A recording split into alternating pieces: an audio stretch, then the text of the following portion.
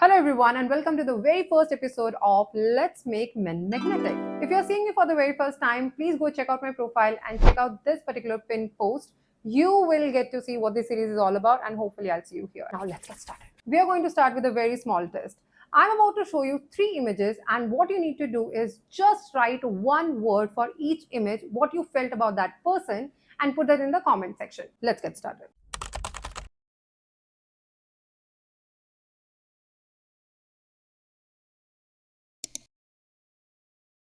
Same man, same competence, same bone structure, everything is the same, yet we could not place the same word in front of them.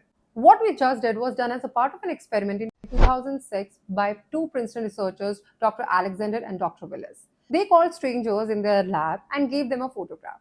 They gave them 1/10 of a second and asked them two things, whether they trust this person and whether they find this person competent. People framed their opinions. Now, in order to make this experiment more interesting, they extended the time limit to 1 second to see whether the answer changes.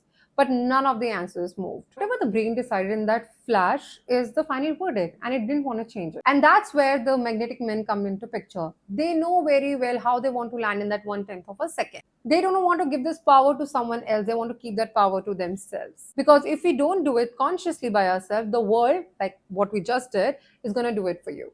To me, this is still not the craziest part. For me, the craziest part is that for years we have spent our time crafting our knowledge, crafting our competence, probably learning a new language, mastering a new language, and yet all of this can be overwritten by a stranger's brain in just 1/10 of a second.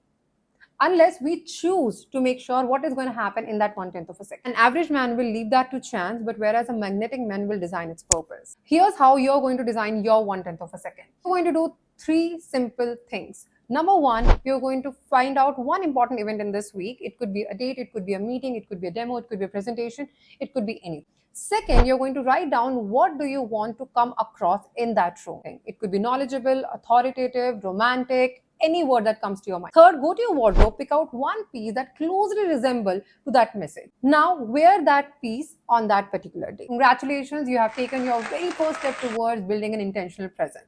And if this was helpful to you, next week we are going to talk about facial expressions that actually make you look confident. More of you who join this series, the more in-depth analysis I'll be presenting to you. I hope this was worth your time. If you have still not followed me, please go ahead and give me a follow. And coming Sunday, I'm coming with a new episode.